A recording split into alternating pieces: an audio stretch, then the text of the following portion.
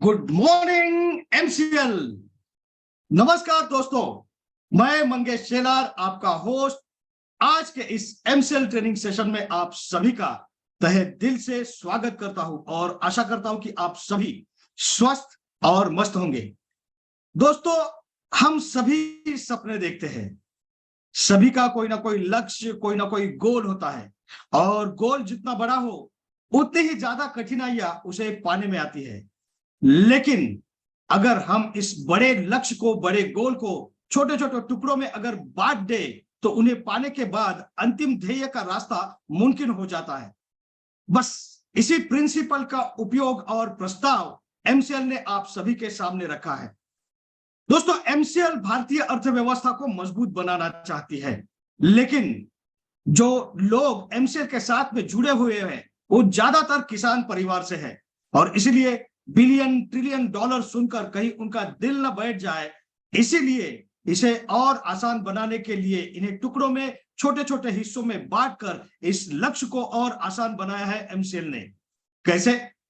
अब हर ग्राम पंचायत, हर municipal ward में इस साल 1 करोड़ के व्यवसाय की जिम्मेदारी हमें उठानी है और अगर हम इसे प्रति फैमिली अगर बांट दे तो सालाना यही रकम 2 से 5 हजार रुपए हो जाती है।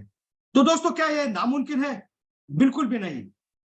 हमारी क्षमता इससे कई गुना ज्यादा है। दोस्तों, इतना करने से भी हमारे देश की अर्थव्यवस्था में जरूर कुछ ना कुछ सुधार तो आ ही जाएगा। लेकिन पिछले सप्ताह इस लक्ष्य के रोड मैप को समझने के बाद हमारे उद्योजकों का उत्साह और भी ज्यादा बढ़ गया है। दोस्तों, अब यही आंकड़े हमें डराते नहीं बल्कि और ज्यादा उत्तेजित करते हैं। लेकिन जरा रुकिए दोस्तों, सिर्फ पैसे कमाना यह एमसीएल का उद्देश्य नहीं, बल्कि एमसीएल और बाकी कंपनियों में जो अंतर है वो अंतर दर्शाता है हमारा 5E: environment conservation, energy independence, empowerment of masses, employment for all and economic development का जो लक्ष्य है उसे हासिल करना, यही इस एमसीएल बिजनेस मॉडल का मुख्य उद्देश्य है। दोस्तों, पिछले सप्ताह शनिवार को अक्षय तृतीया, रमजान ईद और वसुंधरा दिन का त्रिवेणी संगम था और इस पावन दिन पर इसी बिजनेस मॉडल को कई तहसीलों में प्रत्यक्ष रूप में लाया हमारे सारे एंटरप्रेन्योर्स ने और बिगुल बजा दिया परिवर्तन का। अब हमें रुकना नहीं, अब हमें बस आगे बढ़ते रहना है। दोस्तों, इसके आगे की रणनीति क्या होगी ये जानने के लिए अब हम आगे बढ़ते हैं और सुनते हैं आज का यह एपिसोड जो है रेवोल्यूशन बिगिंस एपिसोड 37।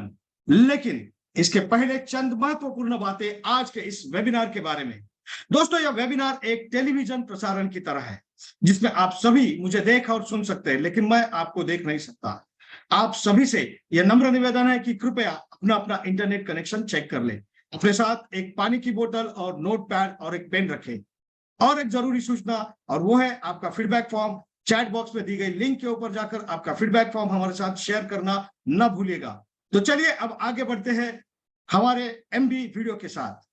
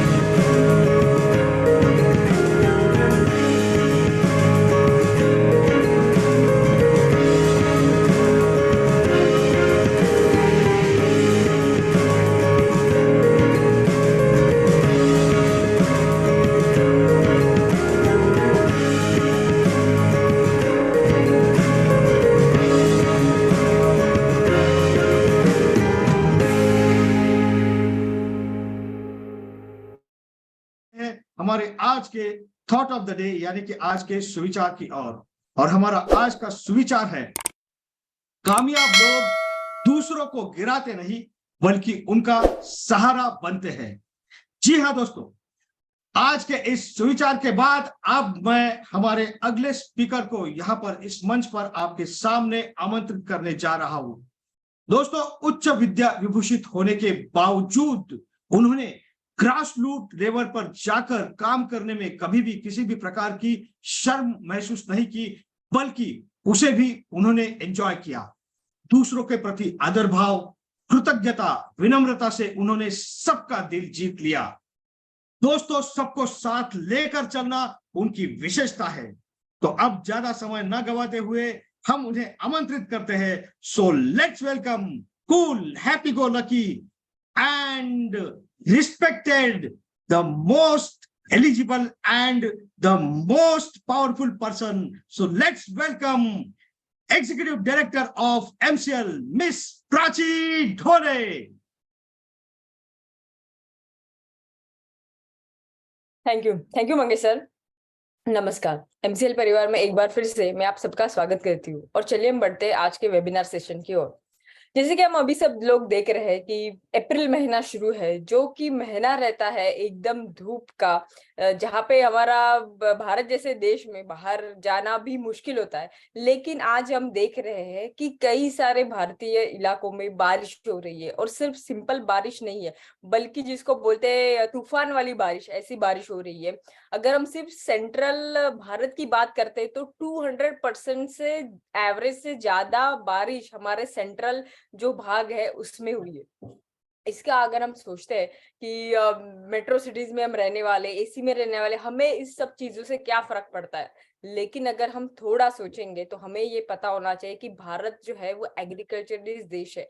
हमारे भारत देश में ये जो पर्टिकुलर सीजन रहता है, तो ये सीजन में किसान जो है अपना फसल काट के रखते हैं, उसको स्टोर करके रखते हैं, ताकि हम वो पूरे नेक्स्ट अपकमिंग ईयर के लिए उसको यूटिलाइज कर सके। लेकिन अभी आज के सिचुएशन में ऐसा हुआ है कि वो फसल काटने से पहले ही बारिश आने की वजह से वो खराब हुआ है। इसमें अगर हम देखते हैं कि बहुत सारे एरिया जो अफेक्ट हुए हैं, उसमें से पर्टिकुलरली अगर हम गेहूं की बात करते हैं, तो गेहूं ऐसा फसल है जिसको भारत देश एक्सपोर्ट भी करता है। लेकिन आज इस मोमेंट पे 5.72 लाख हेक्टर जो लैंड है गेहूं का, स्पेसिफिकली सिर्फ अगर हम 3 राज्यों की बात करते हैं, मध्य प्रदेश, गुजरात और राजस्थान, तो यहाँ पे वो नुकसान हो चुका है। हमें लगता होगा कि ठीक है, हम उसको कवर अप कर लेंगे, लेकिन ऐसा नहीं है। अभी आगे का जो पूरा साल है वो बाकी है, और आगे के पूरे साल में ये जो गेहूं रहता है वो एक स्टोरेज करके काम करता है। तो हम एक फूड स्कैरसिटी जिसको बोलते हैं, वो भी सिचुएशन आ सकती है कि हम शायद अपनी खुद की भारत देश की भी फूड का जो सप्लाई है वो उसको कंप्लीट करना जो है वो नहीं कर पाएंगे, कंप्लीट नहीं कर पाएंगे। हम इस पूरे चीज को अगर अच्छे तरीके से देखेंगे, हम न्यूज़ में भी देखते हैं कि ये सब चीजें क्लाइमेट चेंज की वजह से हो रही है, यानी जलवायु परिवर्तन। फिर अगर हमें ऐसा लगता है कि ठीक है, भारत के किसी कोने में कुछ हुआ होगा जिसके वजह से ये जलवायु परिवर्तन हम एक्सपीरियंस कर रहे हैं, तो वो भी हम गलत सोच रहे हैं। ये जो जलवायु परिवर्तन है, जो भारत का मौसम बिगड़ा हुआ है, वो सिर्फ भारत की वजह से नहीं है। मेडिटेरियन सी यानी यूरोप और अफ्रीका का जो बीच वाला एरिया है, उधर जो समुद्र है, उस समुद्र पे कुछ ऐसे नेचुरल चेंजेस हुए जिसके वजह से ठंडी हवाएं बहने लगी, और वो बहने के बाद में अफ्रीका से लेके वो सेंट्रल एशिया से लेके भारत तक बही है, जिसके वजह से हमारा आज का मौसम जो है वो चेंज हो गया है। तो क्लाइमेट चेंज अगर हम ये सोचते कि किसी पर्टिकुलर एरिया के लिए लिमिटेड है, या कोई देश उस पे काम करेगा तो हमारे यहाँ पे उसका इफेक्ट नहीं होगा, ऐसा नहीं है। पूरी जो है हम एक सेंट्रलाइज्ड एयर सिस्टम, सेंट्रलाइज वातावरण जो है वो हर एक ह्यूमन शेयर करता है। तो चाहे दुनिया के किसी भी कोने में कुछ चीज क्यों ना हो, उसका जो भुगतान है वो हर एक ह्यूमन को करना ही पड़ेगा, भुगतना ही पड़ेगा। इसमें अगर हम ये सोचते हैं कि इसका हम अगर हिस्ट्री में जाके एक चेंज देखेंगे, तो डायनासोर जैसे विशाल महाकाय प्राणी भी क्लाइमेट चेंज से नहीं बच सका, तो हम ह्यूमन क्या बच सकेंगे, ये हमें सोचना है। अगर हम ये भी सोचते कि कोई सुपर हीरो आएगा बाहर के प्लेनेट से और वो हमें आके सेव करेगा, तो ये भी हम गलत सोचते हैं। अगर हम ये सोचते हैं कि ये जो हमें मिला है वो हमारी पुरखों की विरासत से मिली है पृथ्वी, तो ये हम गलत सोचते हैं।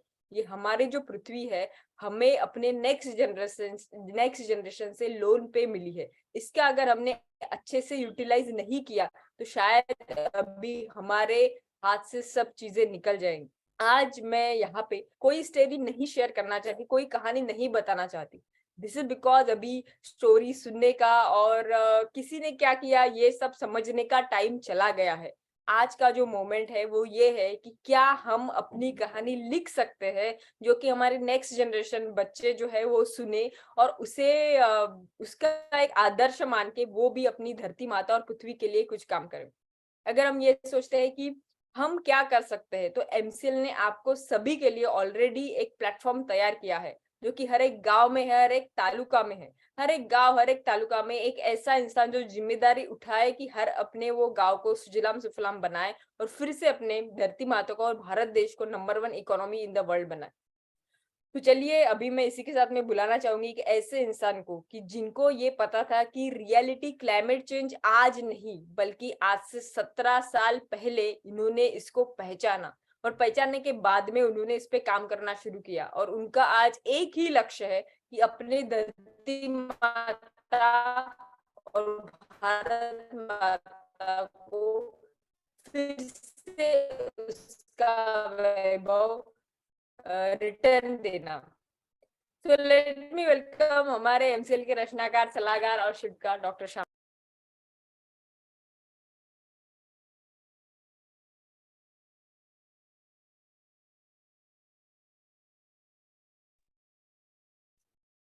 दोस्तों नमस्कार। मैं डॉक्टर श्याम गोलो फिर से एक बार आपका इस ट्रेनिंग सेशन में स्वागत करता हूं। मैं आशा करता हूं कि आप सभी लोग स्वस्थ हैं और आप अपने साथ अपने परिवार का, यानी घर का परिवार और एमसीएल परिवार दोनों का ख्याल रख रहे हैं। मैं ये भी उम्मीद करता हूं कि आप सभी लोग 1 घंटा बहुत अच्छी एक्सरसाइज कर रहे हो, अपने हार्ट अपने लंग को मजबूत कर रहे हो और अपनी इम्यूनिटी को बढ़ा रहे हो। तो चलिए शुरुआत करते हैं आज के इस सेशन के साथ। दोस्तों, ये कैसा मुमकिन है कि कुछ मुट्ठी भर लोग आते हैं और इतने बड़े विशाल देश को अपना गुलाम बनाते हैं?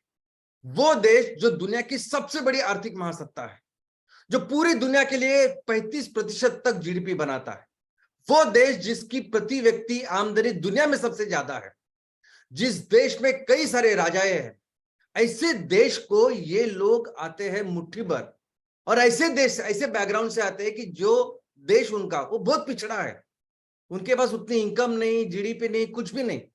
वो सिर्फ हमारे लिए हमारे साथ कुछ व्यवहार करके बिजनेस करने के लिए आते हैं और पूरे देश को अपना गुलाम बनाते हैं। इसका कारण एक ही है कि उन्होंने सिर्फ एक तंत्र पे काम किया है कि फोड़ो और राज करो। जो भी मौका मिले, जैसे भी उनको दरार मिले, कोई भी चीज ऐसी मिले कि जिसकी वजह से दो हिंदुस्तानियों के बीच में झगड़ा कैसे हो सकता है, बस उसके ऊपर उन्होंने काम किया। क्योंकि वो जानते थे, हम जानते हैं कि अगर पूरे ये करोड़ों लोग हिंदुस्तानी, जब उस टाइम भी थे, अगर ये एक साथ खड़े होते तो ब्रिटिश अंग्रेज हमारा कुछ भी बिगाड़ नहीं सकते थे। और दोस्तों, ये पूरी चीज उन्होंने जो की ना, उनको यहाँ के राज भी कुछ नहीं करना था, उनको सिर्फ करना थी एक ही चीज, वो है बिजनेस। एक्चुअली वो आए भी तो ईस्ट इंडिया कंपनी जैसे, पूरा उनका मोटिव था सिर्फ और सिर्फ बिजनेस, सिर्फ और सिर्फ प्रॉफिट, और उसके लिए उन्होंने कोई भी मर्यादा छोड़ी नहीं। इनफैक्ट जो भी बिजनेसेस जो हम कर रहे थे इतने सालों से, जिसकी वजह से हमारी जीडीपी इतनी अच्छी थी, सभी बिजनेस अपने नाम पे कर दी। टेक्सटाइल इंडस्ट्री से लेके सब तरह के इंडस्ट्रीज वो खुद, यानी भारतीय हम ही लोग तैयार करते थे, लेकिन वो अपने नाम से बेचते थे। यहां तक कि अगर कोई जो परंपरा से भारत से माल ले रहे हैं और बिजनेस कर रहे हैं, उनको भी उन्होंने बताया कि अगर आपको बिजनेस करना है तो आप लंदन जाइएगा, अपना सोना चांदी सब वहां आप देना, उससे वहां से आपको प्रॉमिसरी नोट मिलेगी, वो नोट लेके आप यहाँ आइए हिंदुस्तान में तो आपको माल मिलेगा। उन्होंने अपना ये प्रोडक्शन तैयार करके जब बेचा तो उन्होंने अपने किसानों को जो भी बेसिक, कम से कम जो रॉ मटेरियल के पैसे भी देना चाहिए थे, वो भी उन्होंने नहीं दिए। ऊपर से लगान, पैसों का लगान, जो भी फसल था उसका शेयर, इस तरह से उन्होंने बिजनेस करने के लिए, प्रॉफिट करने के लिए, पैसा कमाने के लिए हर हद उन्होंने पार की और किया। इनफैक्ट ये 350 साल उन्होंने जो बिजनेस किया, वो किसके भरोसे किया, किसके सहारे किया? तो वो भी अपने ही सहारे किया।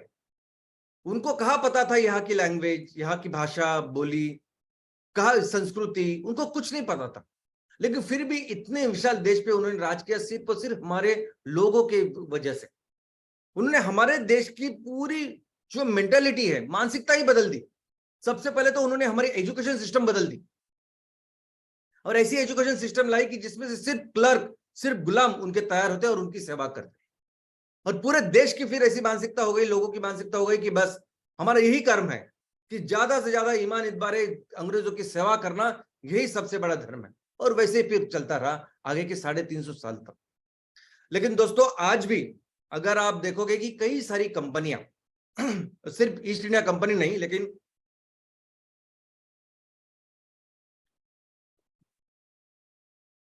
कई सारी कंपनियां जो भारत में काम कर रही है, ये सभी कंपनियां बिजनेस के लिए, प्रॉफिट के लिए किसी भी हद तक जाती है। ये कंपनियां बिजनेस के लिए, प्रॉफिट के लिए ये नहीं सोचते कि उनकी वजह से पर्यावरण का कितना नुकसान हो रहा है। वो ये नहीं सोचते कि हम जिस समाज में, जिस कम्युनिटी में, जिस लोगों के बीच रह के बिजनेस कर रहे हैं, उनको, उनके लिए क्या कंट्रीब्यूट कर सकते हैं, उनके लिए क्या अच्छा कर सकते हैं, उनको कोई लेना देना है नहीं। यहां तक के आपको सुन के ताज्जुब होगा, ये मैक्सिमम कंपनियां जो है उनके हेड ऑफिसेस, यानी अगर भारत में काम कर रहे हैं तो भारत में उन्होंने टैक्स देने चाहिए, लेकिन उनके कॉर्पोरेट ऑफिसेस भी वो भारत में नहीं होते। तो जिन्हें कहते हैं टैक्स हेवन कंट्रीज, ऐसे में होते हैं, यानी मॉरिशस में होते हैं, लग्जमबर्ग में होते हैं। और इस मॉरिशस, सिंगापुर में जब आप ऑफिस निकालते हो तो कहीं भी बिजनेस करिए, आपको टैक्सेस पे करने पड़ते हैं उस देश की वजह से, देश के जो कायदे कानून है उसके हिसाब से, और वहां कुछ भी टैक्सेशन नहीं है।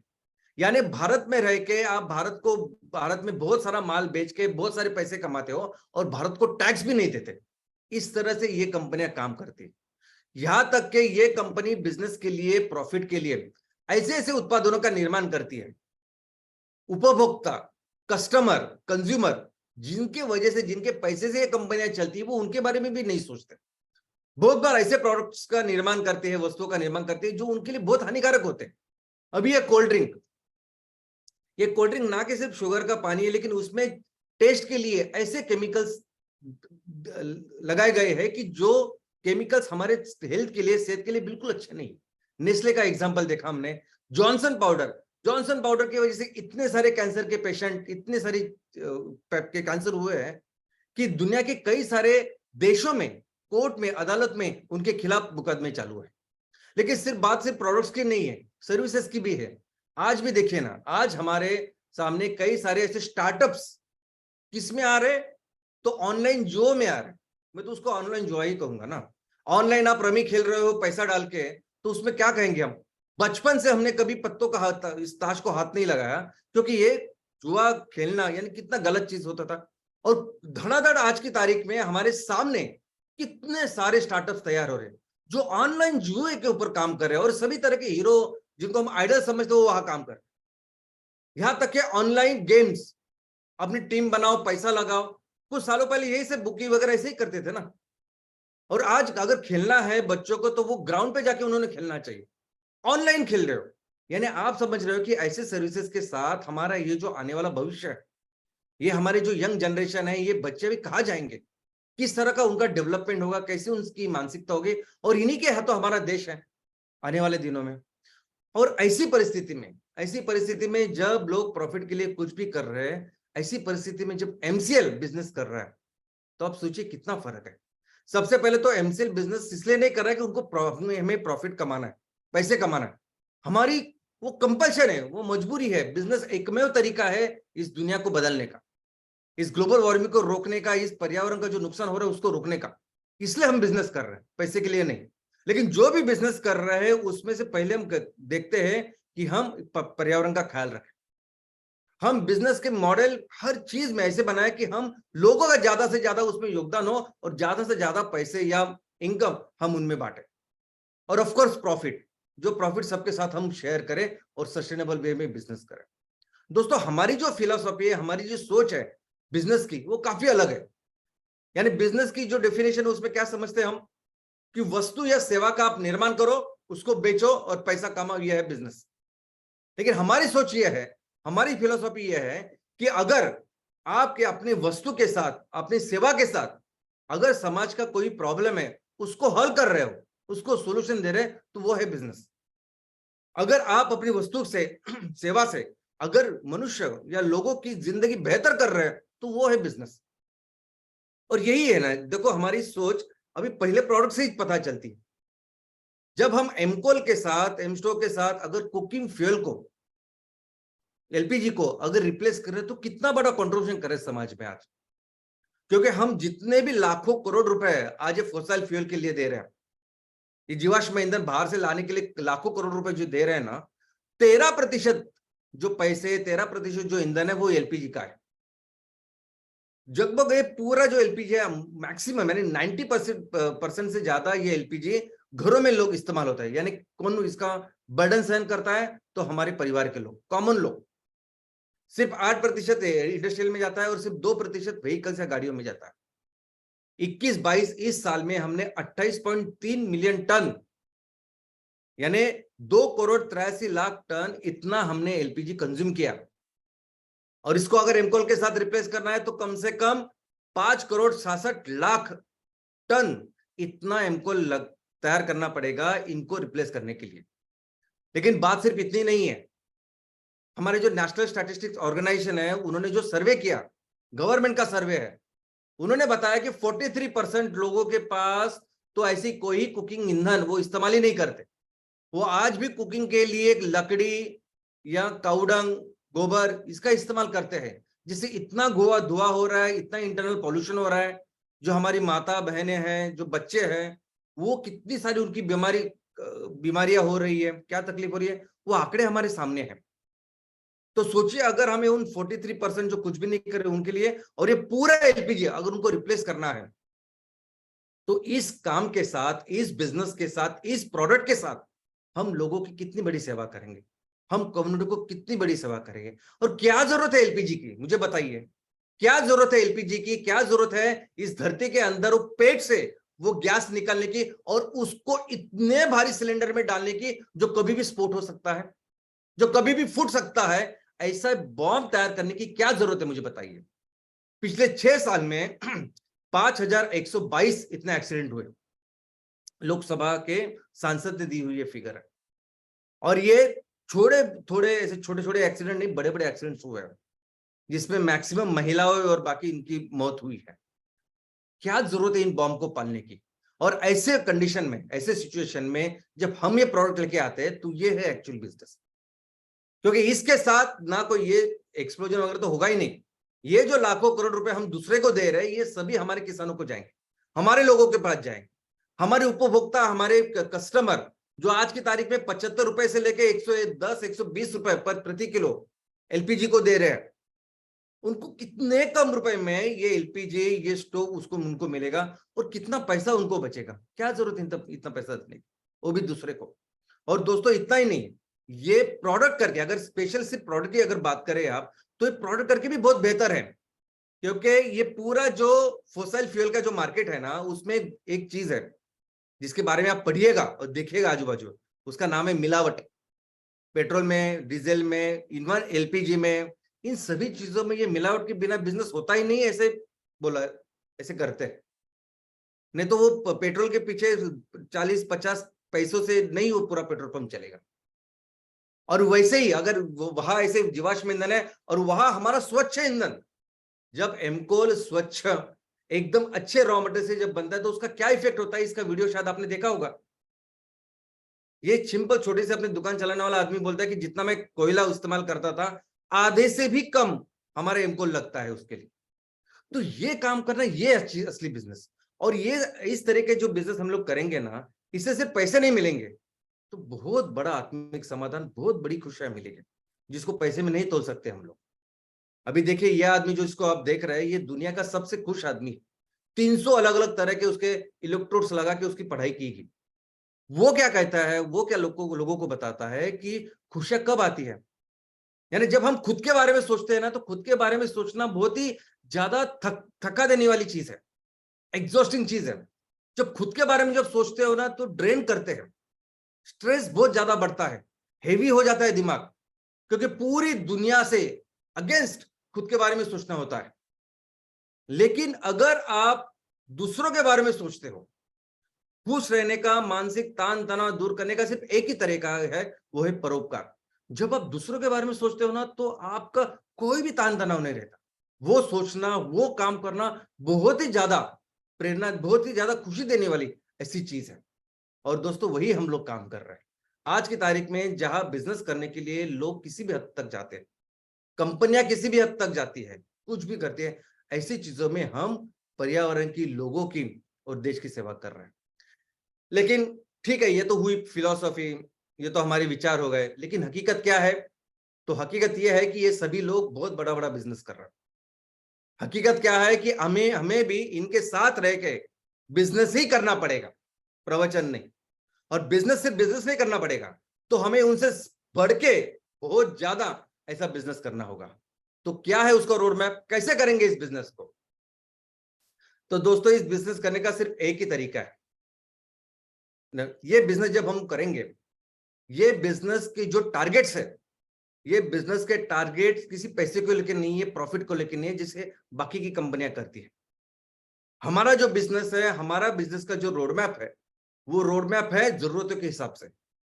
आज इतने बड़े तादाद में ये वस्तु, ये हमारे पर्यावरण को, हमारी दुनिया को खत्म कर रहा है, उनको रिप्लेस जब करना है, तो वो है हमारा रोड मैप कि कितना करना होगा ये दुनिया को बचाने के लिए, प्लानेट को बचाने के लिए।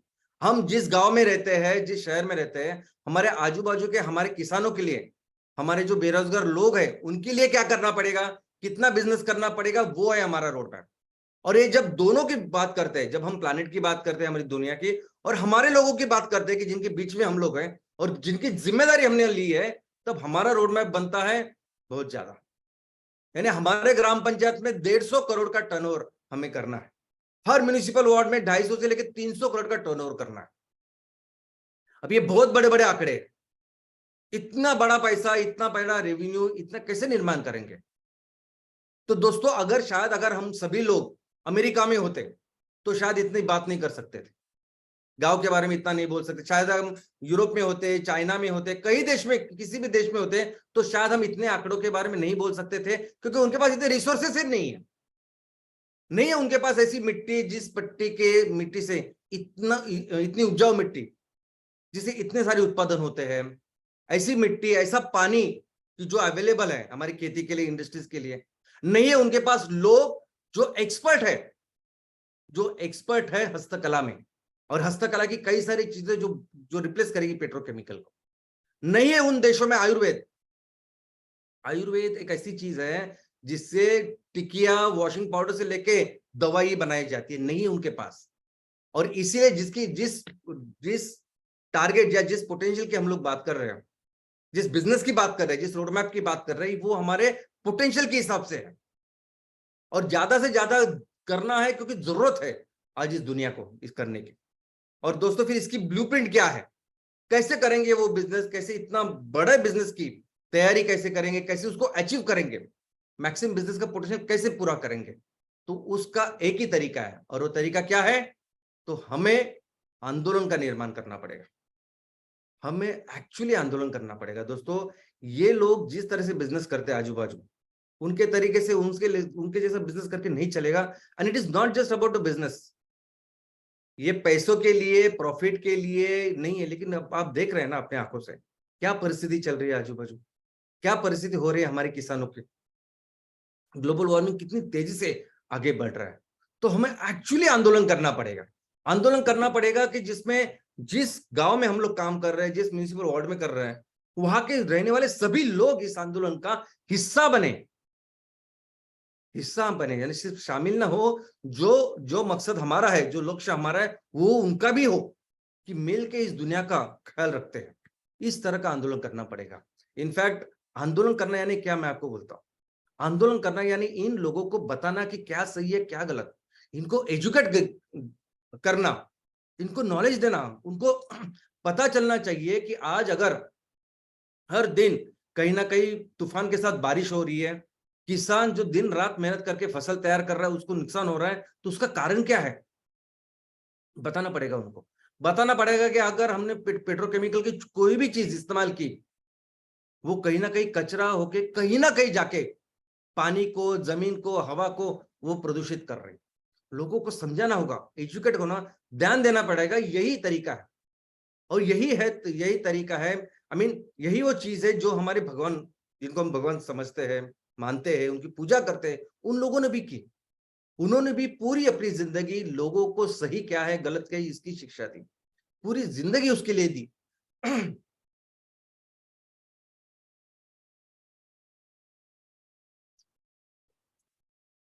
उनसे ही प्रेरणा लेके ये काम हमें अपने लोगों के लिए करना है। दोस्तों हमें अपने इस माँ को बचाने के लिए दुनिया का सबसे बड़ा आंदोलन तैयार करना है।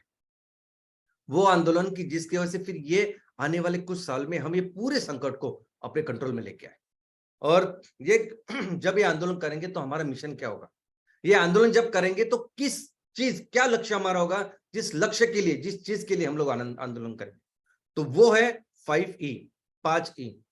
पहला ई इसमें क्या है, तो पहला ई है एनवायरनमेंट कंजर्वेशन, यानी पर्यावरण का ख्याल रखना, पर्यावरण का संवर्धन करना। क्या है पर्यावरण? सिंपल चीज में मैं आपको बोलता हूं कि हमारे दुनिया में करोड़ों जीव रहते हैं, मनुष्य भी एक जीव है। वैसे करोड़ों जीव है जो पिछले 350 करोड़ साल से इस दुनिया में रह रहे हैं। ऐसे जीव और इस जीव में वनस्पति है, प्राणी है, सूक्ष्म जीव है। ऐसे जीव जो पानी में रहते हैं, जो जमीन में रहते हैं, जो हवा में उड़ते हैं, इन सभी जीवों की जो अलग अलग जरूरतें हैं, वो जरूरतें हमारी धरती माँ पूरी करती है। और कैसे? अखंड, अक्षय, हमेशा वो तैयार होती है। यानी हम इस्तेमाल करते हैं, बार बार वो हमारे सामने आती है। तो ये जो चक्र है, ये जो परिस्थिति, ये जो व्यवस्था माँ ने तैयार की है, अभी इस धरती के ऊपर हमें तो सिर्फ 2 लाख साल हो गए। करोड़ों साल से व्यवस्था है कि आपको जिंदा रहने के लिए जो चाहिए ना मैं आपको बार बार दूंगी। इस व्यवस्था को ही पर्यावरण कहते हैं।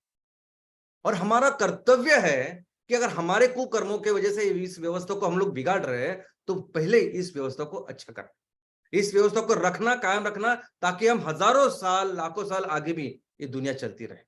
और इसके लिए पहला काम क्या करेंगे हम अपने गांव में और शहरों में? तो हम चालू करेंगे पहला कैंपेन, वो है कचरा मुक्त गांव, कचरा मुक्त शहर। कैसे करेंगे? क्योंकि कोई भी कचरा, जो कचरा आज की तारीख में डंपिंग ग्राउंड में जा रहा है, वो कहीं ना कहीं पर्यावरण को खराब कर रहा है। हम इस तरह से हमें काम करेंगे कि हर तरह के कचरे का पुनर्वापर हो, रिसाइकलिंग हो। और इसकी शुरुआत हम अपने गांव से और शहरों से और म्युनिसिपल वार्ड से करेंगे। और इसके लिए एक काम हमें करना पड़ेगा कि हर घर को इसके साथ जोड़ना पड़ेगा। क्योंकि अगर कचरा मुक्त गांव करना है, अगर कचरा मुक्त शहर करना है, तो कोई भी लॉ, कोई भी नियम, कोई भी सरकार, कोई भी संस्था ये काम नहीं कर सकती जब तक हर कोई व्यक्ति, हर कोई परिवार जिसमें जब तक शामिल नहीं होता तब तक ये काम नहीं कर सकते। बिल्कुल नहीं। हमें हर उस जगह को अपने साथ शामिल करना होगा जहां से कचरा तैयार होता है।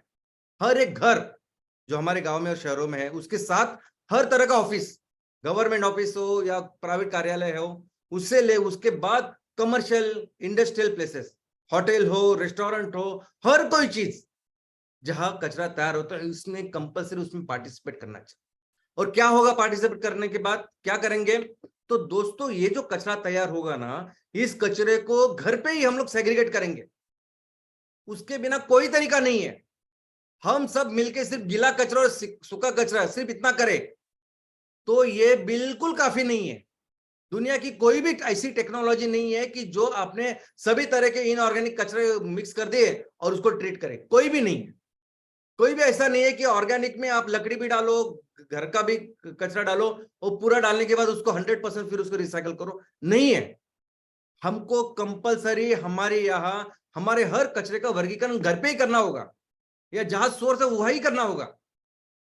हो सकता है कि हम 50 चीजों की लिस्ट बनाएं, कांच अलग यानी बॉटल्स अलग, प्लास्टिक अलग, रबर अलग, कपड़े अलग, जूते अलग, ये सब लिस्ट बनानी पड़ेगी। कम से कम 50 की लिस्ट चाहिए। वो दुनिया का एकलौता एक शहर है जापान में जो जीरो वेस्ट है। वह कोई भी कचरा ऐसा तैयार नहीं होता जो डंपिंग में जाता है। उसमें क्या होता है? तो उसमें ऑलमोस्ट 40 ऐसे अलग अलग चीजें उन्होंने बनाई है उनके हिसाब से जो वहां तैयार होती है। और हर चीज का वर्गीकरण होता है और वो रिसाइकल के लिए जाता है। हमको भी सेम करना पड़ेगा हर चीज को। और देखिए, हर चीज को हर दिन लेने की जरूरत नहीं ना। हर दिन कौन सा कचरा लेंगे? हम वो कचरा लेंगे जो एक्चुअल सड़ता है, खराब होता है, जिसकी बदबू आती है।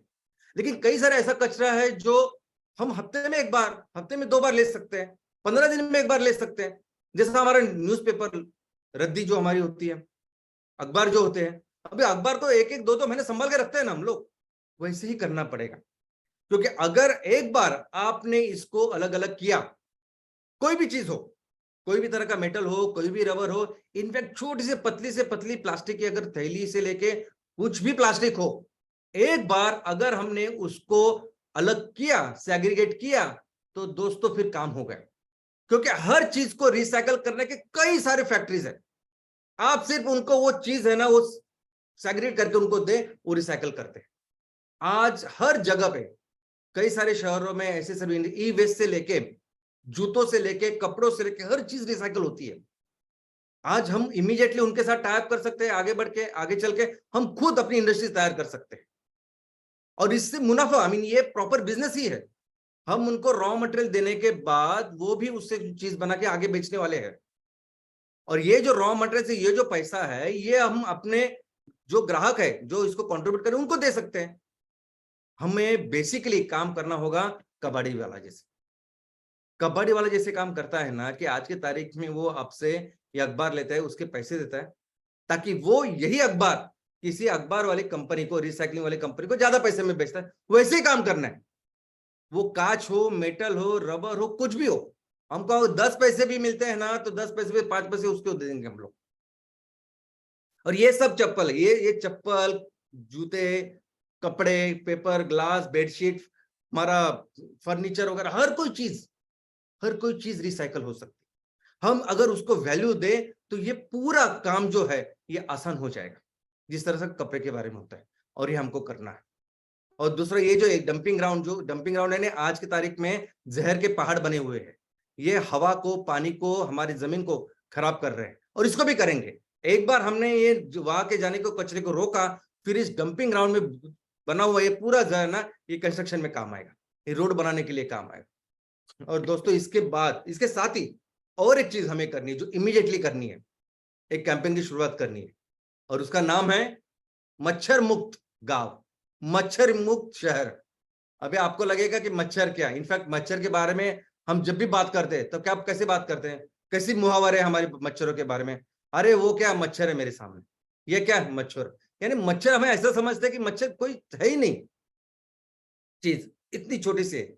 लेकिन शायद आपको पता नहीं है कि मच्छर के बारे में साइंटिस्ट और जितने भी पढ़े लिखे जो उस विषय में काम करते हैं, उनका मानना है कि मच्छर दुनिया का सबसे ज्यादा खतरनाक ऐसे प्राणियों से या जीव में से एक है, क्योंकि वो क्या करता है कि उस खून में से कई सारे अलग अलग तरह के वायरसेस, माइक्रो ऑर्गेनिज्म वो अपने को हमें देता है, और कितनी सारी बीमारियां फैला सकता है।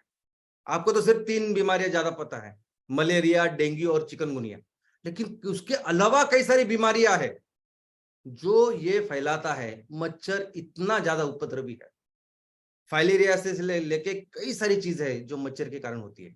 और ऐसा नहीं कि मच्छर सिर्फ हमारे देश में, हमारे जगहों में है, मच्छर का प्रॉब्लम पूरी दुनिया में है। पैंडेमिक समझते हैं आप? पैंडेमिक का मतलब है जब कोई बीमारी पूरे देश दुनिया में होती है।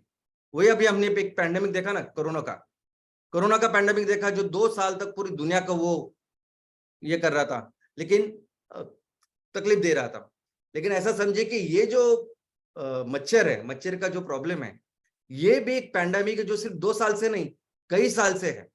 और इतनी सारी बीमारियां, इतनी सारी मौतें उससे होती है कि जो पिछले साल 2022 में WHO ने जो रिपोर्ट दिया सिर्फ मलेरिया के बारे में, अभी इसमें डेंगू नहीं है, चिकनगुनिया नहीं है, सिर्फ मलेरिया के बारे में WHO ने बताया कि 247 मिलियन यानी 24 करोड़ 70 लाख लोगों को 84 देशों में, यानी 84 देशों में ये जो लोग हैं, इतने सारे लोगों को मलेरिया हुआ। यानी आप देख सकते हैं कि मलेरिया कितने सारे देशों में, और उसमें से 6,19,000 लोग, उनकी मौत हो गई। भारत की बात करें तो इसी साल में भारत में 1.5 करोड़ केसेस हुए मलेरिया के, और जिसमें से 19,500 से लेकर 20,000 लोग मर गए। और ये सिर्फ मलेरिया के बारे में है। डेंगू, चिकनगुनिया ये तो अलग बात है। और दोस्तों, यही कारण है पूरे विश्व में विश्व मलेरिया दिन मनाया जाता है, जागतिक मलेरिया दिन, जो हमने 3 दिन पहले ही बनाया। हर 25 अप्रैल को वर्ल्ड मलेरिया दिन मनाया जाता है, और उसकी प्रॉपर एक थीम होती है, WHO पूरी दुनिया को बताती है।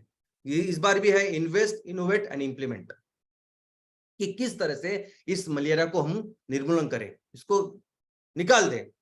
लेकिन दोस्तों, ये भी काम ऐसा नहीं कि कोई भी संस्था, कोई भी लॉ, कोई भी सरकार इसको नहीं कर सकती, इसको भी करना होगा लोगों को ही। ये भी एक ऐसा प्रॉब्लम है ना कि जब तक लोग इसमें शामिल नहीं होंगे, आएंगे नहीं, तब तक काम कोई भी नहीं कर सकता। भगवान भी आके आए तो नहीं कर सकते। लेकिन इसमें बहुत सिंपल चीज है, हमें हर हफ्ते में सिर्फ 10 मिनट देने हैं, 5 मिनट से लेके 10 मिनट। हमारे आजू बाजू जितने भी ऐसे जगह है कि जहां पानी ठहरा हुआ है, उस पानी को निकाल देना है। ये मच्छर की पैदाश कैसे होती है, तो पानी का जो ऊपर का लेयर होता है ना, उस 1 मिलीमीटर लेयर में होती है। उसकी जो मादा होती है, वो मादा अंडे डालती है, और उससे लार्वा यानी छोटे मच्छर तैयार होते हैं। लेकिन इस साइकिल को लगते हैं 7 दिन। ये बहुत अच्छी बात है, 7 दिन लगते हैं। 7 दिन में कभी भी आप अगर उसको डिस्टर्ब करें तो वो पैदाश ही नहीं हो सकती। यानी मच्छर आज अंडी डाली तो उसको 7 दिन कम से कम लगते हैं मच्छर तैयार होने के लिए, और बीच में अगर आप कुछ करेंगे तो नहीं होगी। और इसलिए, और इनको थोड़ा सा पानी लगता है, यानी अगर आप नारियल की छोटी सी वो छिलका भी लोगे, नारियल का छिलका, तो उसमें भी मच्छरों की पैदाश होती है। तो आपको बस यही देखना है कि कहाँ ये होता है। इनफैक्ट आज के तारीख में ये पक्षियों के लिए हम लोग जो पानी रखते हैं, आपको अंदाजा नहीं है, लेकिन ये जब पानी 15 दिन 20 दिन रहते हुए आप जरा देखिए, उसमें कई सारे मच्छर तैयार होते रहते हैं। तो हर हफ्ते एक बार वो पानी बदलना जरूरी है। और कई सारे ऐसे पानी होते हैं कि जहां बदल नहीं सकते, यानी स्टोरेज का पानी, हम पीने के लिए, घर के लिए, जरूरत के लिए पानी रखा है, उसको कैसे हम लोग निकाल देंगे एक हफ्ते में? वो है, या गटर का पानी है, गटर फैलता ही नहीं। गटर आजकल तो पानी नहीं होता उसमें, ऐसे एक जगह बैठ के वो पूरा पानी गंदा होता है और उसमें मच्छर तैयार होते हैं। इस पे क्या करना है, ये जानकारी आपको आजू बाजू के प्राथमिक आरोग्य केंद्र में क्या किसी भी आरोग्य केंद्र में मिलेगी। मलेरिया इतना बड़ा विषय है कि हमारे हर जिले में इस मलेरिया को लेके एक पूरा स्वतंत्र विभाग है। वहां डॉक्टर्स है, वहां नर्सेस है, वहां बहुत बड़ा डिपार्टमेंट है। वहां से लेके हमारे प्राथमिक आरोग्य केंद्र, उनको सिर्फ बताओ कि हमको ये काम करना है तो आपको बताएंगे। जरूरी नहीं कि हर बार वो धुआं वाला आए और मच्छर को ये करे। हम भी अपने तरीके से अपने लेवल कर सकते हैं। गटर में क्या डालना है, किसके वजह से मच्छर की पैदाश नहीं होगी, ये काम करना है। लेकिन दोस्तों ये बहुत जरूरी है। एक बार ये करने के बाद आप देखिए कितना बदलाव आता है। हम केवल 5 से 6 हफ्ते में हमारे एरिया को पूरी तरह से मच्छर मुक्त कर सकते हैं। और एक चीज, पानी का प्रदूषण, ये भी ऐसी चीज है कि दुनिया भर के कानून आज हर शहर में है, दुनिया भर के, लेकिन कोई काम नहीं करते। अभी हर पानी के स्रोत के यहाँ ही गांव बसे हैं, शहरें तैयार हुई, क्योंकि वो पानी है जो मिला हमें खुद का पीने के लिए, खाना बनाने के लिए, एग्रीकल्चर के लिए, हमारे खेतों के लिए, तब जाके वहां बस्ती बसी ना, तब जाके वहां गांव बने, शहर बने। और उसी पानी को कौन खराब करते? हम लोग ही खराब करते। कोई बाहर वाला आके खराब करता? बिल्कुल ऐसा नहीं होता। हम जो उस गांव में रहते हैं, जो शहर में रहते हैं, वो वही जाके उसको खराब कर रहे हैं। और कोई भी कायदा कानून इसको रोक नहीं सकता जब तक हम इसके ऊपर काम नहीं करते। जब तक लोग इकट्ठा नहीं होते ना, ये काम होगा ही नहीं। और ये हमको करना ये बहुत जरूरी है। और जब हम ये काम करेंगे ना, तब कई सारे ऐसे इंस्टीट्यूट, ये जो है ना फैक्ट्री वाले, इंडस्ट्री वाले, जो अपना बहुत केमिकल वाला गंदा पानी तालाब में छोड़ देते हैं, नदी में छोड़ देते हैं, कोई कुछ नहीं करता इसके। एक बार हम इकट्ठा हो गए ना, कोई इंस्टीट्यूशन का, किसी की भी इतनी हिम्मत नहीं कि ये काम करे। यहां तक कि बहुत सारे कुछ सोसाइटीज है जो पूरा अपना टॉयलेट का पानी डायरेक्ट वो ड्रेन डाल देते हैं नदी, तालाब में, कुएं में। गलत है ना ये चीज। हमको खड़ा होना पड़ेगा और ये काम हम करेंगे। इसके अलावा ऐसा देश जिसमें इतना सारा पानी है, कई सारे ऐसे इलाके हैं कि पानी हो जाने के बाद, बारिश होने के बाद, कुछ महीने के बाद ही पीने के पानी के प्रॉब्लम होते हैं हमारे। मेरे को समझ में नहीं आता कि हमें सिर्फ और सिर्फ कॉमन सेंस ही नहीं है हमें। सैकड़ों साल पहले छत्रपति शिवाजी महाराज ने, अगर आप देखोगे तो हर किले में आप जाइए, ऐसा किला जो पहाड़ के एकदम ऊपर हो, ऐसा किला जो समुद्र के बीच में हो, हर जगह उन्होंने क्या किया है, तो पीने की पानी की व्यवस्था की है। इस किले में कितने लोग रहेंगे, उसके हिसाब से उन्होंने तालाब बनाए, 1 बनाए, 2 बनाए, जितने जरूरत है उतने बनाए उन्होंने। यानी लोग 1-1 साल तक उस किले में रह सकते हैं। लाल किला जाके देखिए, लाल किला में सिर्फ वो बेडरूम की बातें आपने सुनी होगी कि ठंड में ये बेडरूम है, गर्मी में ये वो टेक्नोलॉजी, लेकिन हर तरह के पानी में उन्होंने सेल्फ सफिशिएंट करके रखा है। उनके पास तो कोई नई मशीनरी नहीं थी, कोई इतना नॉलेज नहीं था आधुनिक जो आज हमारे पास है। और फिर भी ये चीज है, हम अपने हर गांव को, हर जगह को पानी में सेल्फ सफिशिएंट करते हैं, रेन हार्वेस्टिंग कर सकते हैं। इतना ही नहीं, एक बार पानी अगर अच्छा हमारे पास है तो ये बच्चों के लिए जो सैनिटेशन, टॉयलेट के लिए जो पानी चाहिए, बूढ़ों के लिए जो चाहिए, वो आराम से हमें मिल सकता है। क्योंकि भारत ऐसा देश है ना कि बहुत ज्यादा पानी कुदरत हमें देती है। इसके अलावा हमारे साथ रहने वाले ये जो पक्षी है, ये जो एनिमल्स है ना, आज की तारीख में अगर आप देखोगे तो कर्नाटक महाराष्ट्र बाउंड्री में हाथी का झुंड पानी के लिए यहाँ वहां जा रहे हैं। यानी कर्नाटक से महाराष्ट्र, क्यों जरूरत है? अगर हम अपने साथ उनका भी ख्याल रखें तो बहुत सारी चीजें हम लोग बदल सकते हैं। और अगर सबसे अच्छा पर्यावरण के लिए कुछ काम हम लोग कर सकते हैं तो वो है पेड़ लगाना। पेड़ लगाने के फायदे क्या है, इसके लिए तो मुझे लगता है कि एक अलग सेशन मुझे लेना पड़ेगा, तो अब हमें समझ गया। तो ये प्लांटेशन का भी काम जहां हो सके वहां हम पेड़ लगा सकते हैं। ये भी काम हम अपने गांव में, शहर में कर सकते हैं। और जो ऑलरेडी हमारे यहाँ जंगल है, फॉरेस्ट है, बड़े बड़े पेड़ है, उनको बचाने का काम कर सकते हैं। और ये चिपका आंदोलन भी हमने दुनिया को दी हुई देन है, वो कर सकते हैं। इनफैक्ट आप अपने गांव में, अपने शहर में जो भी प्रॉब्लम है इस पर्यावरण का, उसको आइडेंटिफाई कीजिए कि क्या इश्यूज है, क्या चीजें है जिसको हमें बदलनी है, और बस लोगों को आप एक साथ में लेके जाइए। ये चीजें हम ही बदल सकते हैं, बाकी कुछ नहीं। दूसरा इंपॉर्टेंट चीज वो है कि हमें ये जो हम सबको पता है कि जो ग्लोबल वार्मिंग हो रही है, वो हो रही है इस फॉसिल फ्यूल की वजह से, वो हो रही है इस जीवाश्म ईंधन की वजह से। लेकिन हमें कंपलसरी इसको एलिमिनेट करना पड़ेगा, तब जाके हम इस चीज को रोक सकेंगे, ग्लोबल वार्मिंग के। तो दूसरा हमारा ई क्या है? तो दूसरा हमारा ई है कि स्वच्छ ईंधन में अपने खुद को सेल्फ सफिशिएंट करना, आत्मनिर्भर करना। और दोस्तों बायोफ्यूल तो हर चीज की, हर जरूरत की दवा है।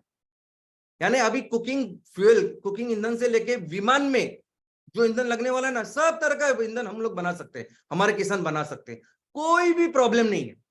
ना स्टोरेज का, ना ट्रांसपोर्टेशन की, कोई भी चीज की प्रॉब्लम नहीं। दोस्तों हर चीज, अभी एक कुकिंग सिस्टम भी देखिए, वो सिलेंडर की हम लोग बात करते हैं।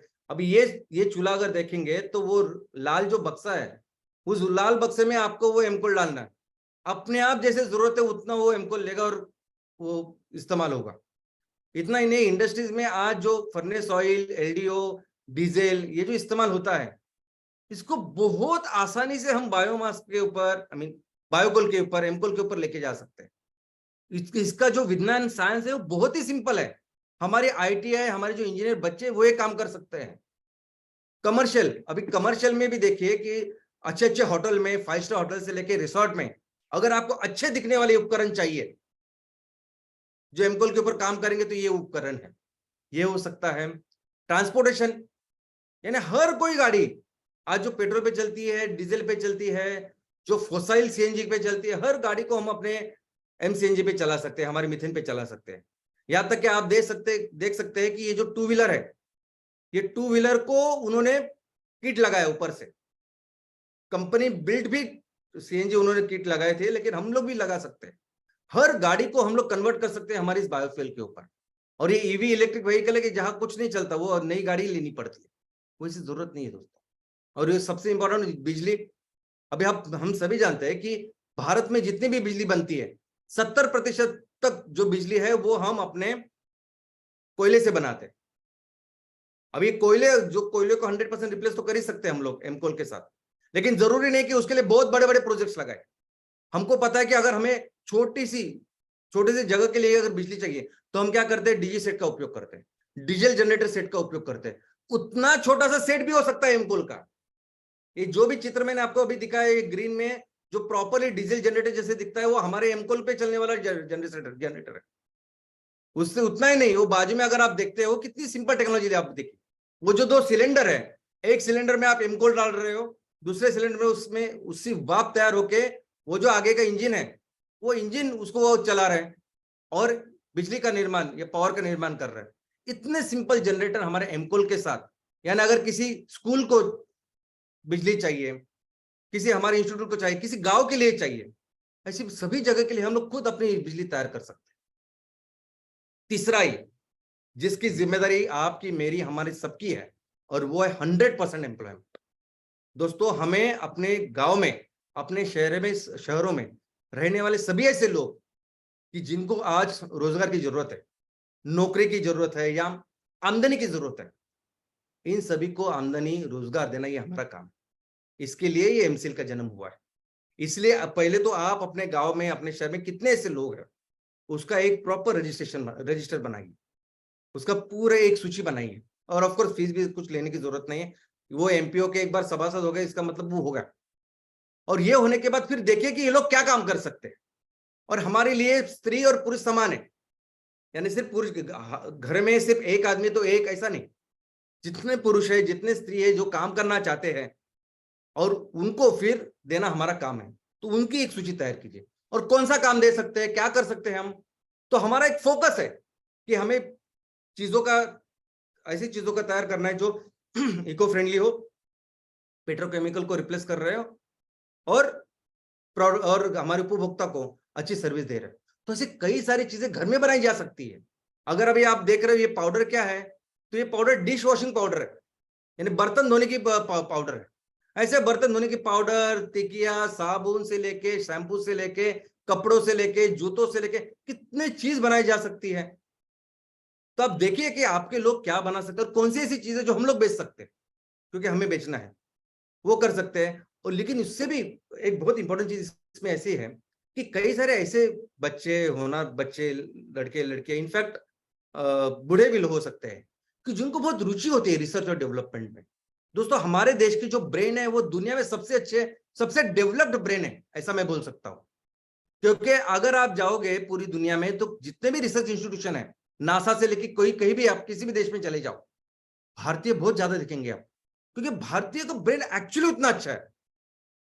ये बाहर जाके ये लोग सीईओ वगैरह बनते हैं, बाकी पूरी बड़ी बड़ी ऑर्गेनाइजेशन चलाते हैं, और ऐसा नहीं कि वो बाहरी या बड़े बड़े शहरों में ऐसे, हमारे गांव में भी ऐसे बच्चे हैं, लड़कियां हैं, लड़के हैं, हमारे गांव में भी ऐसा टैलेंट है, लेकिन उनके पास वो सपोर्ट नहीं है, वो प्लेटफॉर्म नहीं है, वो करते ना तैयार।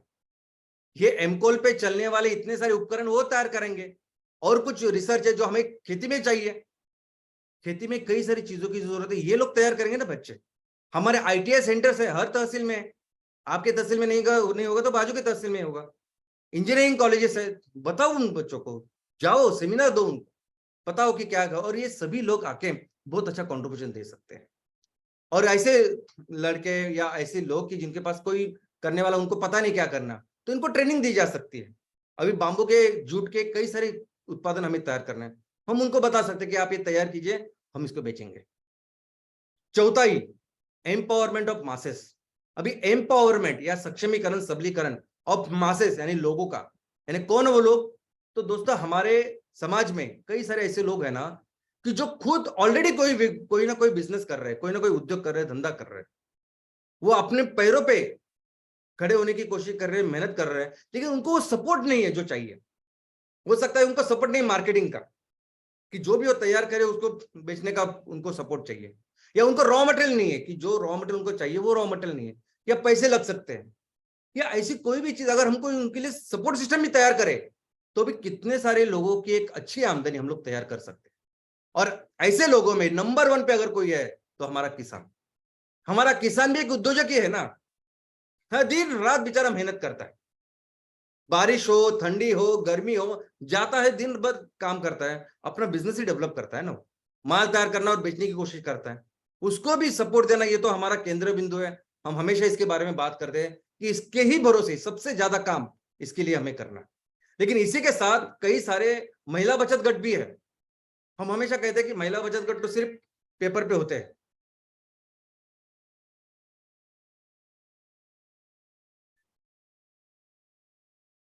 हम हमेशा कहते हैं कि महिला बचत गट तो सिर्फ पेपर पे होते हैं, महिला बचत गट को ज्यादा कुछ बिजनेस नहीं करते, लेकिन ऐसा नहीं है। बहुत सारे महिला बचत गट जो है वो महिला बचत गट इसलिए बनते हैं कि उनके पास प्रॉपर बिजनेस प्लानिंग होती है और उस पर काम भी करते हैं। तो ऐसे महिला बचत गट को हम कर सकते हैं ना, उनको उनका प्रोत्साहन, उनको जो कुछ सपोर्ट सिस्टम चाहिए वो हम दे सकते हैं। और एक चीज जिसके बारे में शायद आपको ज्यादा पता नहीं है, वो है सहकार।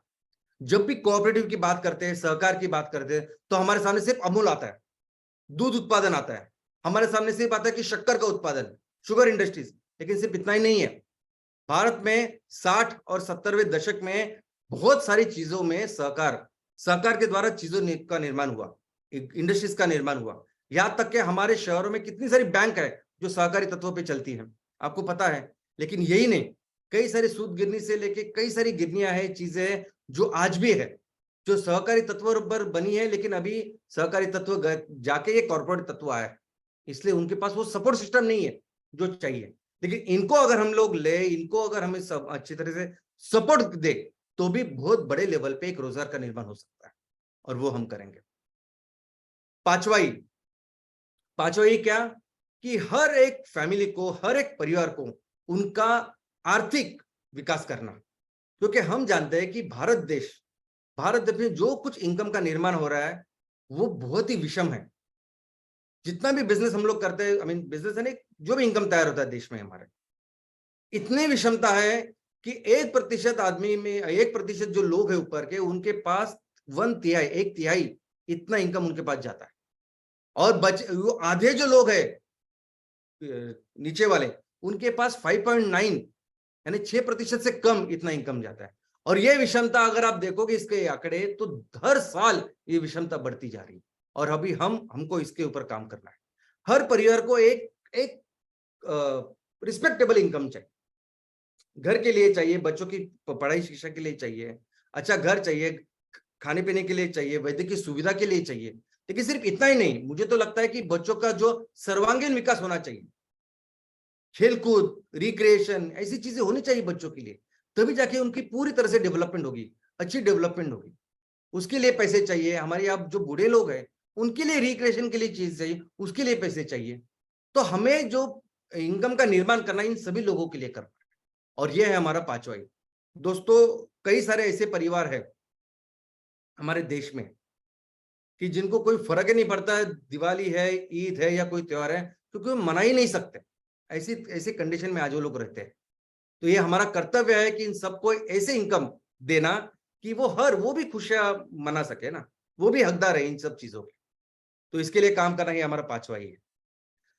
और ये सब कुछ यानी अगर हमें वो बिजनेस का निर्माण करना है, जिस बिजनेस का पोटेंशियल के बारे में मैंने आपको बताया, उस आंदोलन का निर्माण करना है जो हमें करना है, और ये पांच ही यानी पर्यावरण से लेके 100% एम्प्लॉयमेंट, रोजगार अगर हमें तैयार करना है तो उसका सिर्फ एक ही तरीका है। सबसे इंपॉर्टेंट एक ही चीज है जिसके ऊपर आपको फोकस करना है, हमें फोकस करना है, और जिसके वजह से सब कुछ काम होने वाला है, और उसका नाम है सैटरडे सेशन। सबसे सबसे ज्यादा इंपॉर्टेंट चीज ये वही है। एक चीज अगर आपको करनी है तो बस यही करनी है, इसके ऊपर ही पूरा फोकस करना है, और इससे इसके वजह से ही सब कुछ होगा। वो बिजनेस का भी निर्माण होगा, वो आंदोलन का भी निर्माण होगा, 100% एनवायरमेंट कंजर्वेशन भी होगा, और 100% एम्प्लॉयमेंट जनरेशन भी होगा। इसकी वजह से होगा। आपको सिर्फ तय करना है एक दिन। हम लोग कहते हैं उसको सैटरडे सेशन, लेकिन सैटरडे सेशन सैटरडे की नहीं, रविवार हो सकता है, सोमवार, मंगलवार, बुधवार, गुरुवार, शुक्रवार, शनिवार, कोई भी ऐसा दिन जो आपके गांव के लिए, आपके शहर, उस इलाके के लिए अच्छा दिन है, जहां ज्यादा से ज्यादा लोग अटेंड कर सकते हैं, ऐसा दिन। वो सुबह का वक्त हो सकता है, शाम का वक्त हो सकता है, कोई भी ऐसी वक्त, कोई भी ऐसा दिन, टाइम आप फाइनल करो, जगह फाइनल करो। स्कूल एक अच्छी जगह है कि जो स्कूल के बाद हम लोग मिल सकते हैं, सुबह मिल सकते हैं, छुट्टी के दिन वहां कर सकते हैं, पैसे नहीं लगते उसको ज्यादा। या कोई समाज मंदिर हो सकता है जिसमें लोग इकट्ठा आ सकते हैं, और एक वो जगह और वो टाइम, और हर हफ्ते वो करो। इनफैक्ट आपको इसके लिए रेगुलर प्रमोशन भी करना पड़ेगा कि हर हफ्ते गांव के लिए, लोगों के लिए, हमारे किसानों के लिए, और इस दुनिया के लिए, पर्यावरण के लिए हम हर हफ्ते एक काम करते। लोगों को पता तो चलने दीजिए, लोगों को पता होना चाहिए कि ऐसा सैटरडे सेशन होता है। ऐसा कोई तो आदमी है जो इसके बारे में सोचता है और इसके लिए काम करने का आह्वान करता है, और इसके लिए सभी लोग मिलके काम कर रहे हैं। इसके लिए आपको इसकी प्रमोशन कीजिए। सैटरडे सेशन ऐसा हो रहा है, इस वक्त ये टॉपिक है, इस टॉपिक के ऊपर हम लोग काम करेंगे। पानी का हो सकता है, कुछ हेल्थ का हो सकता है, काम करिए सर। और आप प्लानिंग कीजिए इसकी कि हमारा अगर एक ग्राम पंचायत है हमारी, अगर हमारा ये म्युनिसिपल वार्ड है, तो इस ग्राम पंचायत में या हमारे इलाके में कितने नुक्कड़ है, कितने चौक है, कौन सी ऐसी जगह है कि जहां ज्यादा से ज्यादा लोग आते हैं। मंडी हो सकती है, स्कूल हो सकता है। यहाँ एक बोर्ड, सिंपल सा बोर्ड रखिए, बहुत बड़े बैनर की बात नहीं कर रहा हूं मैं, एक सिंपल सा बोर्ड हो सकता है, उसमें आप चौक से लिखे कि इस वक्त का जो सैटरडे सेशन है उसका विषय है ये। लोगों को पता तो चलने दीजिए। और आप जब इतनी प्लानिंग करोगे तो आपको ये चीज अच्छी तरह से और बहुत बेटर वे में आप इसको एग्जीक्यूट करोगे। और दोस्तों, मिलके अभी इस आंदोलन का निर्माण करते हैं, क्योंकि बहुत जरूरत है किसानों के लिए खड़े होने के, उन काम करने के। कुछ भी अगर हम इनको पैसा कमा के देंगे, कुछ भी सपोर्ट सिस्टम करेंगे ना, बहुत फायदा होगा। और हम लोग ही कर सकते हैं, बाकी कोई भगवान आएगा और कुछ करेगा, ऐसा कुछ नहीं होगा। ये दुनिया बचाने का, पर्यावरण को संभालने का भी काम हमको ही करना है, और ये हमको एक दूसरे को बताना पड़ेगा, और तब जाके ये आंदोलन होगा। और कैसे आंदोलन की शुरुआत होती है, आप मुझे बताइए। आंदोलन की शुरुआत एक आदमी से ही होती है। क्या आप सोच सकते हैं कि एक 15 साल की बच्ची जो स्कूल में जाती है, उसने दुनिया का सबसे बड़ा आंदोलन तैयार किया? कैसे पॉसिबल है, कैसे मुमकिन है, मुझे बताइए। उसने स्कूल जाना छोड़ दिया। प्रॉब्लम इतना बड़ा ना, ये जिस संकट की हम बात कर रहे हैं ना, जिस संकट के लिए हम लोग काम कर रहे हैं, वो दुनिया का सबसे बड़ा संकट आज की तारीख में है। इसलिए उस एक बच्ची ने दुनिया का सबसे बड़ा आंदोलन तैयार किया, जो हिस्ट्री में कभी हुआ नहीं, और वो भी 1 साल के भीतर। एक ही व्यक्ति ने तैयार किया दुनिया का सबसे बड़ा क्लीन बीच, यानी समुद्र के किनारों को साफ करने का आंदोलन, जो पूरे दुनिया का आंदोलन बन गया। ये जो आदमी है, इसका नाम है अफरोज शाह। मुंबई में हमारे यहाँ जूहू बीच पे वो रहता है। वो कचरा देख के हर हफ्ते, रविवार को उसको टाइम मिलता था, तो हर हफ्ते वो वहां जाता और अपने हाथ से कचरा साफ करता। और उसके साथ उसके बाजू वाले अंकल भी होते थे। हर हफ्ते यानी लगभग 8 हफ्ते वो खुद अकेला जाता था, क्योंकि बाकी के दिन तो काम करता था, हफ्ते में एक ही बार उसको टाइम मिलता था, और वो जाके अपना काम करता था। काम करते करते अकेला करता था, कोई नहीं था उसके बाजू में साथ। 8वें हफ्ते 8वें रविवार उसको 2 लोग आके उसके साथ शामिल हो गए, क्योंकि उन्होंने उसको बोला कि हम देखते हैं कि आप हर संडे आते हो और ये अच्छा काम करते हो, तो हम भी आपके साथ काम करेंगे। और उसके बाद तो ऐसी चीज हुई, खुद अमिताभ बच्चन से लेके सभी मंत्री संत्री से लेके बाहर के लोग वो आए वो कचरा साफ करने के लिए, और इतना बड़ा आंदोलन दुनिया का बन गया। ऐसी ही शुरुआत होगी, आपके साथ भी ऐसी ही शुरुआत होगी, आपको भी ऐसी शुरुआत करनी है। और दोस्तों, ये ग्रेटा थनबर्ग ने जो किया पर्यावरण के लिए, दुनिया बचाने के लिए, वो तो जागरूकता निर्माण करने के लिए उसने आंदोलन किया। और सोचिए आप लोग, हम लोग जो काम कर रहे हैं वो एक्चुअली सॉल्यूशन के ऊपर काम कर रहे हैं। हमारे पास रोड मैप है, हमारे पास ब्लूप्रिंट है कि एक्चुअली कैसे हम इस दुनिया को बचाएंगे। एक्चुअली हम 100% एम्प्लॉयमेंट जनरेशन के लिए काम करेंगे, जिसकी बातें जागरूकता के लिए लोग करते हैं। लेकिन क्या करेंगे, लोगों को क्या काम करने के लिए देंगे? जब एक्चुअली आप काम करोगे, लोग आपको किसी फरिश्ते से, किसी भगवान से कम नहीं समझेंगे। ये आपके साथ होने वाला है कुछ दिनों में। और अगर मैं करियर की बात करूं, क्योंकि ये सभी लोग जो काम कर रहे हैं वो निजी के लिए, उन्होंने कुछ कमाया नहीं, और जो उन्होंने कमाया वो बहुत ही बड़ी चीज है, वो पैसों से तो आ नहीं सकती। लेकिन अगर करियर की बात करें तो मैं आपको बोलता हूं कि भले ही 150 से लेकर 300 करोड़ का टर्नओवर मुमकिन हो, पॉसिबल हो, पोटेंशियल हमारा, लेकिन मोमेंट आप 100 करोड़ का टर्नओवर क्रॉस करो, दुनिया में कोई भी ऐसी चीज नहीं होगी जो शायद आपका सपना होगा और आप उसको कर नहीं सकते। कितना बड़ा घर चाहिए, घर वालों के लिए क्या करना है, खुद के लिए क्या करना है, पूरी दुनिया घूमना है, जो आपको करना है वो सब कुछ आप कर सकते हैं। इतना बढ़िया करियर, सब आपके सपने सच हो सकते हैं। इतना बड़ा करियर, उस 100 करोड़ की जब रेवेन्यू आप तैयार करेंगे अपने गांव के लिए, तब होगा।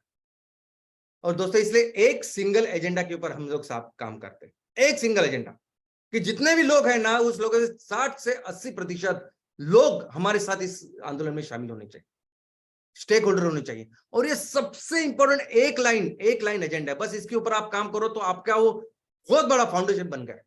फिर आप उसकी चिंता मत करो कि कैसे हम लोग वो बिजनेस या पोटेंशियल उसको बिल्ड करेंगे। एक और चैनल पार्टनर बनाइए ना। हमारे गांव में अगर इतनी सारी बस्ती है, या हमारे शहर में इतनी बिल्डिंग है, इतनी सारी झोपड़पट्टी, ये सब कुछ है, हर बिल्डिंग में, हर चैनल में, हर कॉलोनी में, हर बस्ती में आप अपना एक चैनल पार्टनर बनिए। और इसके लिए कहीं घर जाने की जरूरत नहीं किसी के पास।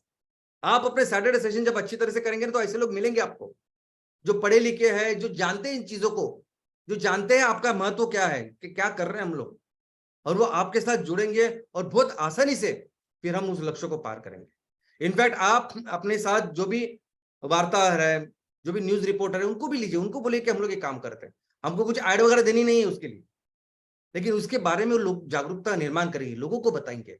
और आज तो भी इतना सिंपल हो गया है, आज के तारीख में तो ऐसा है कि अभी ये सोशल मीडिया जो है, प्लेटफॉर्म्स, ये तो इतने अच्छे बन गए हैं कि हम लोग आसानी से एक व्हाट्सएप ग्रुप क्रिएट कर सकते हैं, हमारे इस 5E के मिशन के बारे में लोगों को अवगत करा सकते हैं, अपने साथ उनको ले सकते हैं। और दोस्तों, उनको बताइए कि क्या हमारा विजन है, बताइए कि क्या हम सोचते हैं 5 साल के बाद, 7 साल के बाद, 10 साल के बाद। एक 10 साल का विजन रखिए कि मुझे अपने गांव को ये करना है, मुझे अपने म्युनिसिपल वार्ड को ये करना है। और ये जो मैं आपको बात बता रहा हूं ना, ये कोई मनगढ़ंत बात नहीं है। मैं जो बोल रहा हूं कि इतने बड़े रेवेन्यू का निर्माण, ये सब मच्छर मुक्त, कचरा मुक्त, ये बिल्कुल मनगढ़ंत नहीं है। कई सारे एग्जाम्पल है आपके आजू बाजू में सामने जो ऐसा होता है। ये जो गांव अभी आप देख रहे हैं, ये भारत का सबसे अमीर गांव है। अभी वहां सब लोग जो रहते हैं सभी करोड़पति है। लेकिन एक समय ऐसा था कि इस गांव में लोग रहते नहीं थे, पानी नहीं था इस गांव में, ना घर के लिए पानी था, ना खेती के लिए, ना तो कोई खेती नहीं थी, कुछ नहीं था, रोजगार नहीं था, तो लोग गांव छोड़ के शहरों में जाते थे। और यहां फिर एक आदमी ने जो काम किया लीडरशिप का, जो खेती के लिए, पानी के कंजर्वेशन के लिए, आज वो गांव ऐसा बन गया कि सबसे अमीर गांव है। वही काम आपको करना है, वैसे ही लीडर अभी आपको बनना है। और ये तो मुझे तो लगता है कि ये अभी तो वहां सरपंच चाहिए, हमेशा के लिए अभी वहां सरपंच रहेंगे। तो दोस्तों, ये लीडरशिप का काम आपको अपने गांव में, अपने मोहल्ले में करना है। और इसलिए एक फोकस करिए आप, 60 से 80% लोगों को अपने साथ इस आंदोलन में शामिल कीजिए। ये दुनिया बचाने का आंदोलन, लोगों के लिए आंदोलन, उनके रोजगार के लिए आंदोलन। और लक्ष्य रखिए कि जब तक हम 100 करोड़ का टर्नओवर नहीं करते, तब तक हम लोग शांत नहीं बैठेंगे, तब तक हम लोग रिलैक्स नहीं होंगे। और अभी तो ऐसी परिस्थिति है ना, ये दुनिया का सबसे बड़ा संकट है। और मुझे इस संकट में दिखाई देती है सबसे बड़ी अपॉर्चुनिटी हमारे देश के लिए, आपके लिए, सबके लिए। क्योंकि अभी इस दुनिया को बचाने के लिए जो रिसोर्स है, जो चीज चाहिए वो भारत में है, वो सिर्फ और सिर्फ भारत में है। अब सोचिए इस चीज को। और ये संकट इतना गहरा है, इतना ज्यादा है कि बहुत फास्ट हम इस इकोनॉमी को निर्माण कर सकते हैं। आप फोकस करिए सिर्फ आप अपने वो 100 करोड़ की इकोनॉमी के लिए। एक बार आपने वो काम कर लिया तो मिलके हम अपने देश को फिर से दुनिया की सबसे बड़ी अर्थव्यवस्था बना सकते हैं। और दोस्तों, उसको अर्थव्यवस्था बनानी है, हमें अपने देश को दुनिया की सबसे बड़ी अर्थव्यवस्था बनानी है। हमें दुनिया को बताना है कि भारत क्या चीज है। हमको बताना है दुनिया को कि भारत कितना महान देश है। भारत वो महान देश है कि जिसकी रक्षा खुद हिमालय पिता बन के उत्तर में करता है। भारत वो महान देश है कि जिसके पैर खुद हर क्षण हिंदी महासागर धोता है। भारत वो देश है कि दुनिया की सबसे बड़ी सिर्फ इकोनॉमी नहीं है, तो हर क्षेत्र में भारत दुनिया का नेतृत्व करता है। और ये आजू बाजू जो गड़बड़ करने वाले कीड़े मकोड़े हैं ना, ये जो ड्रैगन, ये अजगर बिजर कुछ है, इनको बता दे हम लोग कि हमारे पास एक नहीं 4 शेर है, और इनको निपटने के लिए सिर्फ एक शेर हमारा काफी है। और वो करके दिखाते हैं, हमारे देश को फिर से दुनिया के सबसे बलशाली ऐसा देश बनाते हैं। जय हिंद, जय एमसीएल। Thank you. तो जी हाँ, भारत वो देश है जहां पे एमसीएल इंडिया परिवार ने एक साथ आके इस देश को नहीं, इस विश्व को बचाने का बीड़ा उठाया और वो करके दिखाया। ये विचार बहुत क्लियर है और इसको बहुत ताकत से आज श्याम सर ने बताया हमको। सुजलाम सुफलाम भारत, एक बलशाली Bharat. Good morning MCL India परिवार। और एक शुक्रवार श्याम सर का ट्रेनिंग वेबिनार हमारी सोच पे, हमारे दिमाग पे एक जोरदार प्रहार। देखा कितनी सरलता से, कितनी सहजता से श्याम सर ने हमको पूछा एक सवाल कि कैसे हम अपने लगन से, अपने अगन से इस देश को नहीं, इस विश्व को बचाएंगे। बट महात्मा गांधी जी ने कहा था कि what we do today is going to decide our future tomorrow. तो यही बात श्याम सर हर शुक्र बताते हैं कि हमें आज इकट्ठा होके काम करने की जरूरत है। बट श्याम सर ने हमेशा कहा है कि अगर समाज कारण से हमारे देश की प्रगति करनी है तो उसके लिए अर्थ कारण को स्ट्रॉन्ग करना जरूरी है। हमारे अंदर की उद्योजकता को आगे लाना जरूरी है और उसके लिए रोड मैप आज हमको श्याम सर ने बताया है और एक 5E का फॉर्मूला और एक बार अधोरेखित किया है। प्राची मैडम ने भी हमें मजबूर करे सोचने के लिए हमारी जो क्रॉप्स है, हमारी खेती है, उसके ऊपर ग्लोबल वार्मिंग के जो इफेक्ट्स हो रहे हैं, इसको रोकने का आज ही समय है। तो ये आज की बात, ये कल की बात आज बहुत ताकत से श्याम सर ने और एक बार की है और उसको हमने गौर सुना है। बस सुनकर हमें एक्शन लेना पड़ेगा। जी हाँ, एक्शन लेने वाली हमारी पहली और आखिरी कंपनी इस विश्व में है, वो है MCL. Thank you very much Prachi madam, thank you very much Shyam sir, thank you very much channel partners, BDS, senior BDS, MBS, MP owners and all the farmers and all the people who have got great faith in a system called MCL India परिवार। और एक बार जोर से thank you कहते हुए कहना चाहूंगा, जी हाँ, हम सबको इस देश की मिट्टी का वास्ता है। जी हाँ, हम सबको इस देश की मिट्टी का वास्ता है और एमसीएल ही सुजलाम सुफलाम बलशाली विश्व का रास्ता है। जय हिंद, जय एमसीएल।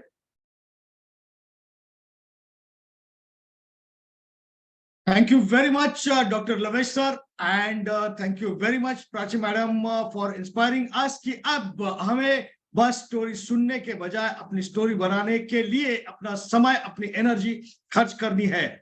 और दोस्तों, अभी फिर एक बार मैं आप लोगों को याद दिला दूं कि आपको चैट बॉक्स में जो लिंक शेयर की गई है, इस लिंक के ऊपर जाकर आपका फीडबैक हमारे साथ जरूर शेयर कीजिएगा। दोस्तों, ये सामने जो तस्वीर आप देख रहे हैं स्क्रीन के ऊपर, ये तस्वीर बहुत कुछ बोल रही है कि किस प्रकार से हम अपने आप की सुरक्षा कर सकते हैं, ना कि बस हम अपने आप को पूरे विश्व में अपना अलगपन सिद्ध कर सकते हैं। और ये सब कुछ हम ऑलरेडी कर चुके हैं और ये फिर एक बार करने की जरूरत आज आन पड़ी है। और हमारे साथ अगर हमारा पूरा परिवार अगर इस काम में उठकर खड़े होकर अगर काम करे तो हम किस प्रकार की इकोनॉमी, किस प्रकार की अर्थव्यवस्था बना सकते हैं और फिर एक बार सुजलाम सुफलाम बना सकते हैं। इसका पूरा रोड मैप, सारी ब्लूप्रिंट आज हमें हमारे सामने रखी डॉक्टर श्याम सर ने। सो इसीलिए फिर एक बार पूरे एमसीएल परिवार की ओर से मैं तहे दिल से शुक्रिया अदा करता हूं श्याम सर का, क्योंकि आज का जो सेशन है, जो 5E है, उस 5E को ही हम जरिया बनाकर, उसी का रास्ता बनाकर किस प्रकार से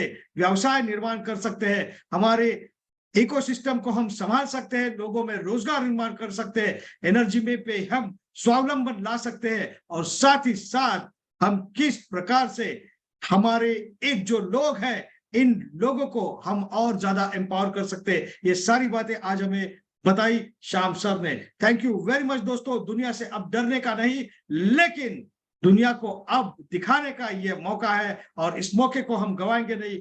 हम फिर एक बार हम प्रॉमिस करते हैं और वादा करते हैं हमारे श्याम सर से कि जी हाँ, हम आपके जो दिए हुए, आपका जो बताया हुआ रास्ता है, उसके ऊपर चलकर ये जो सपना है सुजलाम सुफलाम भारत का, हम इसे हासिल करेंगे। थैंक यू वेरी मच फिर एक बार श्याम सर, और थैंक यू वेरी मच सभी चैनल पार्टनर्स, हमारे सभी प्राइम बीडीए, हमारे सभी बीडीए, हमारे सारे एमपीओ, एमबीएस और हमारे सभी फैमिली के मेंबर्स, हमारे सारे स्टेक होल्डर्स। दोस्तों कृपया आप अपना, अपने परिवार की सेहत का ख्याल रखिएगा, और फिर एक बार हम मिलेंगे अगले शुक्रवार। तब तक के लिए धन्यवाद। आज का यह सेशन, वेबिनार यही खत्म हुआ।